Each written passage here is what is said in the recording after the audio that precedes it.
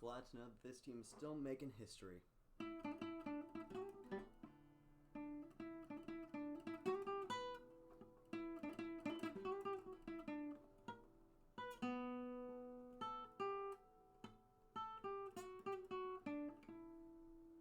And I might be making history for the worst rendition of shipping up to Boston. Wow, that sucked.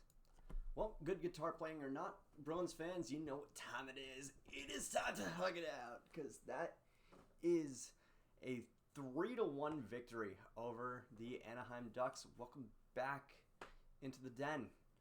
And well, we've officially made history. The first Bruins team in 86 years to start a season 5-0. That honestly, I didn't really expect us to do it. And if I was to expect that we did it this year, we did this, I wouldn't have expected it to be like this. And I certainly did not expect this to be number 5. And I didn't know that we were gonna do like this. Tonight was a weird one. Tonight was very much a weird one. First of all, let's get the elephant out of the room. Jake DeBrusk back in the lineup. It was a disciplinary measure after all that he was being a healthy scratch last night against LA, but in his stead, but with one back in, another comes out.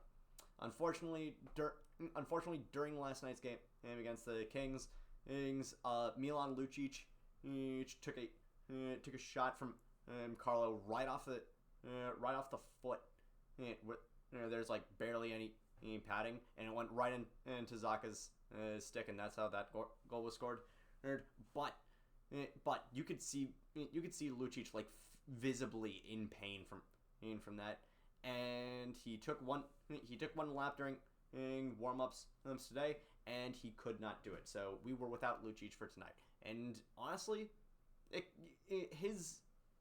I didn't expect to say this in the year 2023. Not having Milan Lucic on the ice was very noticeable. So might as well get into that. Puck drops. I'm using the dub cam font for this one.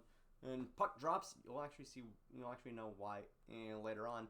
But anyway, puck drops, and less than a minute in, we're already having a fun one, because you know what they say, they never catch the first person, they always catch the second one. Yep, that is exactly what happened here. Boston Bruins legend and frustrating prospect Urho Vakanainen, who still does not have his first goal of his career yet. His first goal famously was taken away from him. The credit was given to Nick Foligno. But Vakanainen cross-checks Marchand, and there's no call. So Marchand cross-checks him back, and lo and behold, we are officially on the penalty kill less than 30 seconds into the game. Wonderful. I love the officiating in this league. It is fantastic. I love it. I fucking love it. Do you hear me, George Peros? I love the officiating. But it's okay, because later on, and we end up with a little bit of a 4-on-4 before transitioning fully into a Bruins power play, thanks to Brett Leeson ending up tripping Brandon Carlo. You will notice throughout this game, the Bruins power play sucked. Or as I say, the Bruins power play is in mid-season form. That might be a little bit terrible, but tell me I'm wrong. Tell me that the Bruins do not do this all the time during the mid-season. I guess we're just doing all gas, no brakes on how we're just speed running how shit our power play can be. And I'm not gonna lie, this game, even though like there are some scary moments throughout, like there are opportunities galore, it's kind of a slog. it is kind of a slog. Bruins second period just sucked. Our second period sucks because, I mean, it's the Bruins. Our second period always fucking sucks. Thanks. Like, the entire time I've been doing this show, which has been only 3 seasons, which has only been 3 seasons and counting. I mean, the entire time I've been doing this show, the Bruins have not. The Bruins have had like, they've had good second periods. It's intermittent throughout absolute dog water ones, and unfortunately, the dog water ones always end up outnumbering the good ones. And give him credit. Like some of the players are trying, but my God, I have to derail a little bit because going back to the first period, because actually probably not going back to the first period, but still, Ian Mitchell, you are a defenseman that happens to play in the NHL. You are not an NHL defenseman. There is a difference. You need to stop icing the puck. You need to stop icing. You need to stop icing. You need to not do terrible. You need to not put yourself in a position where you are going to the box for something stupid like delay of game. You are not that great. You're not that great. And honestly, I cannot believe I'm saying this. I'd almost rather have Forbort out there than you. But throughout the first 2 periods, we remained scoreless. And I'm not going to lie, for the first 2 periods, the only thing on my mind is, I swear to God, our Vezina winning goalie should not be getting... our Vezina winning goalie is not about to get goalied by John fucking Gibson. Now I know, John Gibson's a good goalie. John Gibson has been a good goalie throughout his career. I don't think I'm breaking any news to you by saying that John Gibson is just a little bit washed, just a little bit. Is he still good? Yes, absolutely. John Gibson is still good, but he's not winning another Vezina in his time. And honestly, you can sort of see where he's starting to sort of taper off. I mean, still probably top. Still probably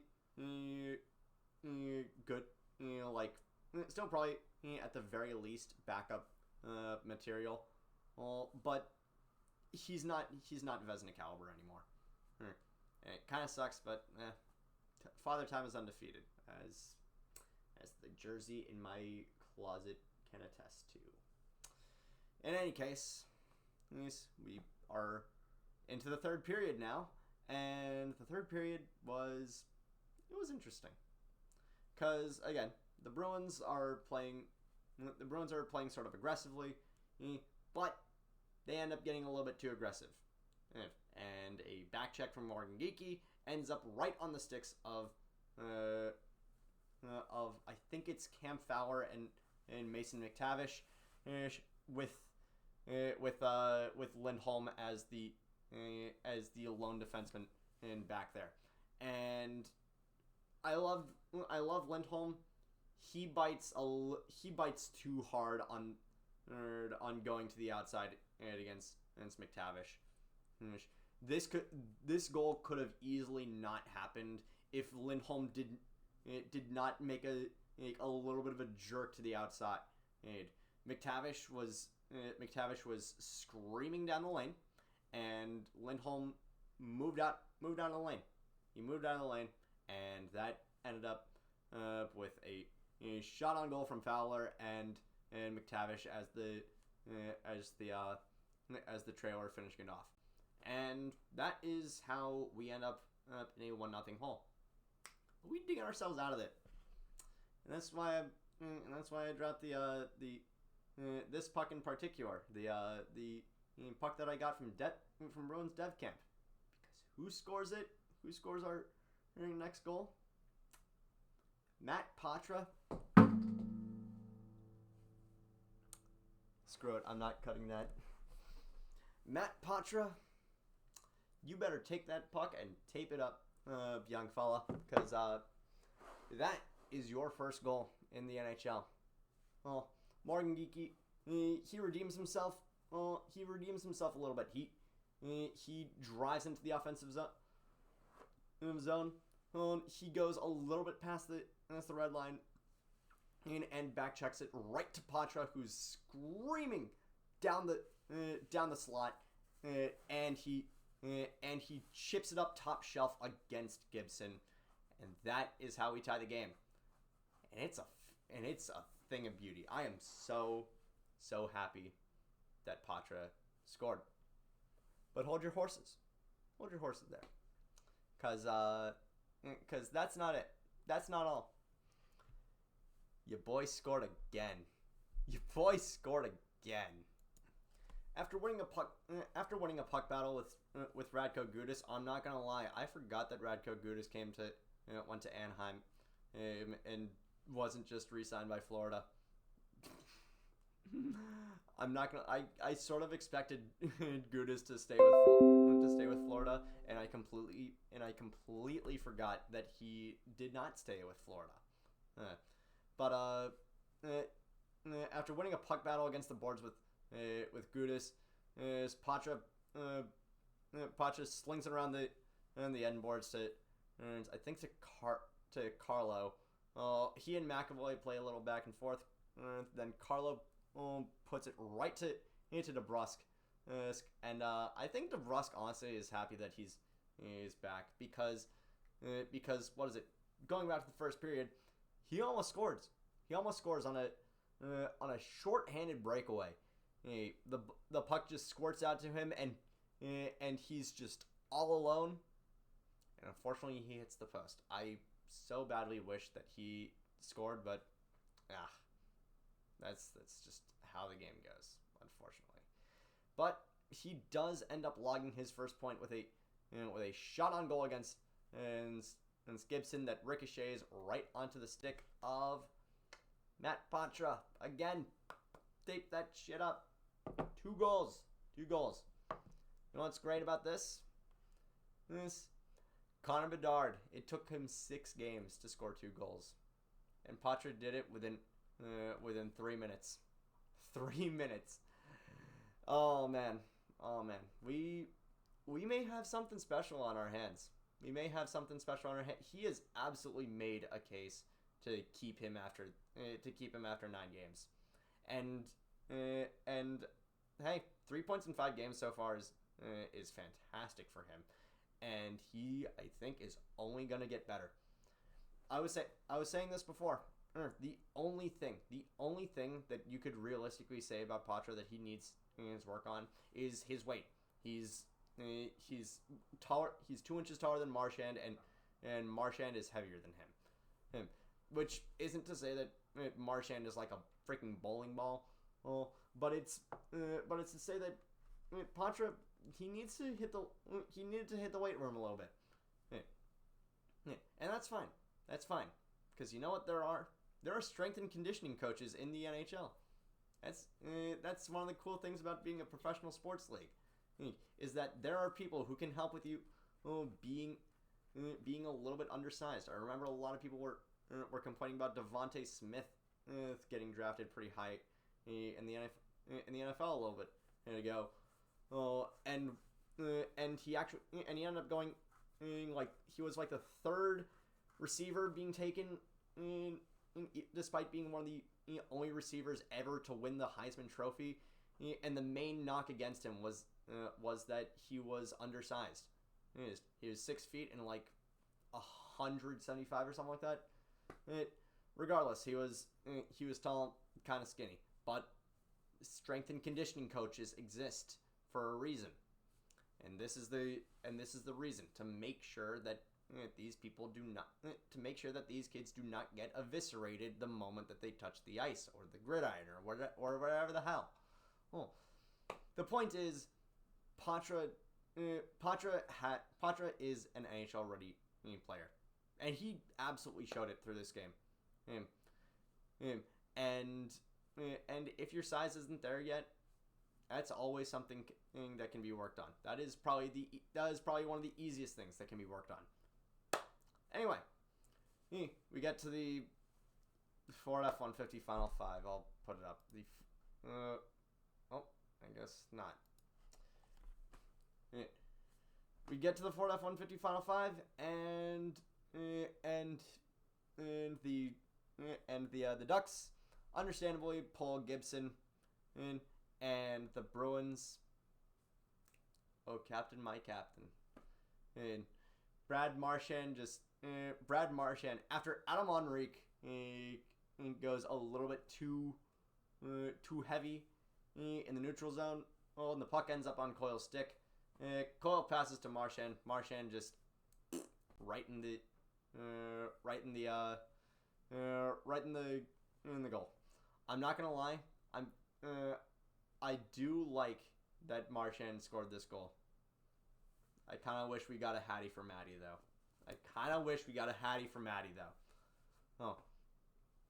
Oh, but that's really it. There's nothing really else to say about this one. But next Bruins game is on Tuesday. Tuesday we are going against, I think, the Chicago Blackhawks. Again, great. Can't wait for all the Bedard and stuff to happen again. And then afterwards on Thursday night, I am likely recording from my room back home because I have a dentist appointment on Saturday. So I'm going there. And then Saturday, I'm not gonna lie, I have plans for Halloween weekend, and so Saturday's recap of the Red Wings game is going to be Sunday, and it's going to be heavily abridged because I'm only going to be doing the highlights. I'm pretty much just going to be watching the highlights and recording my live reaction to them. That's basically it. So yeah, thank you all so much for watching, and I will see you guys on Tuesday. Take care.